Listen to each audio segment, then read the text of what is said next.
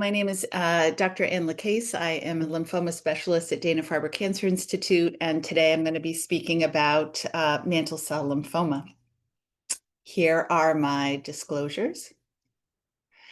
So this is what I hope to cover today, a little bit of background on the disease, and then I'll focus in on the therapy of younger patients, initial therapy of elderly patients, and then finish up on some of our newer therapies that we're using in patients who have a disease that has recurred after initial therapy. So what is mantle cell lymphoma? So lymphoma is a cancer of the lymphocytes. These are part of your immune system. They arise out of bone marrow stem cells. We have many different types of lymphoma. We kind of divide them into Hodgkin and non-Hodgkin. Mantle cell lymphoma is a subtype of non-Hodgkin lymphoma arising out of B cells. And it's quite uncommon. It actually comprises only about 6% of all cases of non-Hodgkin lymphoma that we see in the US. And for your background information, there are about 80,000 plus cases of non-Hodgkin lymphoma in the US per year. It's a disease that is much more common in men. It occurs and about 75% of the cases are in men. And on average, patients are in their 60s when they initially present, though we do see a wide spectrum of ages. And the reason that it's called mantle cell lymphoma is when you look under the microscope, this is a picture of what a lymph node might look like.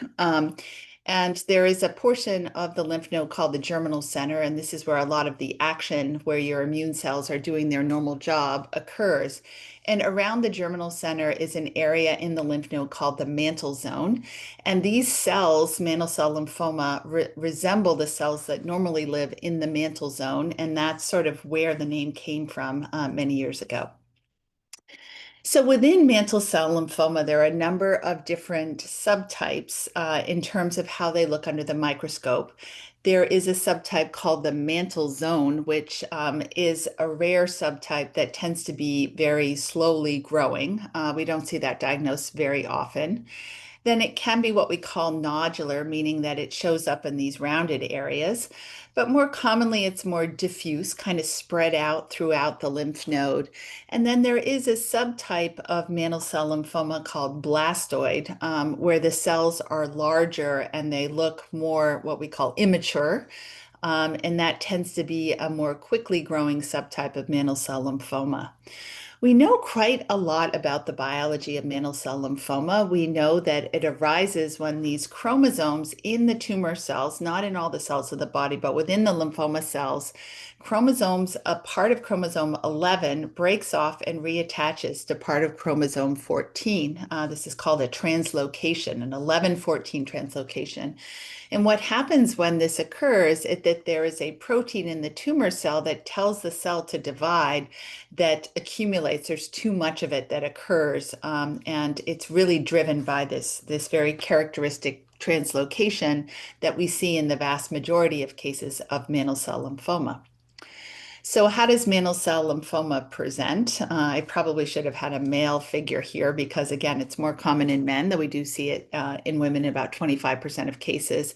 We kind of divide it into two major subtypes, the nodal subtype, which comprises the majority of cases, and then there's a more rare subtype called the leukemic or non-nodal subtype. If we focus in on the nodal subtype, the majority of patients will present with lymph nodes that are kind of spread out throughout the body, and we'll talk about staging in a moment. But it's very common to involve multiple lymph node sites. About 3/4 of patients will have disease within the lymph nodes. B symptoms, which means fevers, drenching night sweats, or unexplained weight loss, can happen, though this happens in fewer than half of our patients. The bone marrow is involved in at least 60%, probably even more, a higher percentage of patients. And the gastrointestinal tract, the colon, is also commonly involved with mantle cell lymphoma. You can really see it anywhere in the stomach or in the small bowel or large bowel. And occasionally the disease will even be picked up when someone has a colonoscopy and we find these tiny little polyps that are involved by mantle cell lymphoma. The other site that is also commonly involved is the spleen, which is like a large lymph node that sits under the stomach, and it's involved in both nodal and non-nodal. So the leukemic non-nodal subtype has some specific characteristics. It often is lacking this protein that we can test for on the surface of the cell called SOX11. And the leukemic non-nodal subtype can grow very slowly, and typically we'll see cells in the blood. So patients will often present with a high white blood cell count.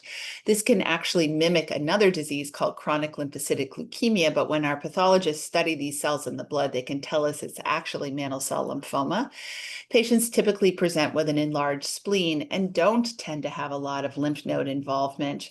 Rarely, the leukemic non-nodal subtype can become more aggressive and can acquire what are called TP53 mutations. This is an abnormality that occurs in many different cancers, which can make the disease a bit more difficult to treat with standard chemotherapy. So the staging of lymphoma, it really doesn't make a lot of sense because in patients with mantle cell lymphoma, the vast majority of patients have stage 3 or even the majority have stage 4 disease, meaning it's sort of widespread. The staging was devised for Hodgkin lymphoma, which tends to be very orderly and goes from one lymph node to the next. Mantle cell lymphoma can kind of be in the neck and in the belly, but nowhere else. It can do a lot of different things. But stage 1 would be one lymph node site. Stage 2 means the lymph nodes are all on one side of the diaphragm, which cuts the body in half. So either all in the neck and chest or all in the abdomen and pelvis. Stage 3 means the disease is kind of in lymph nodes throughout the body. And stage 4 means that the disease involves a non-lymph node site. And as I mentioned, in this disease, commonly the spleen or the GI tract, the gastrointestinal tract, or the bone marrow. So again, most patients present with stage 4 disease. It's not that it started in one place and metastasized. We don't use the term metastasize in lymphoma. The lymphoma cells sort of circulate throughout the blood, bone marrow, lymph nodes. They present in a lot of different sites typically.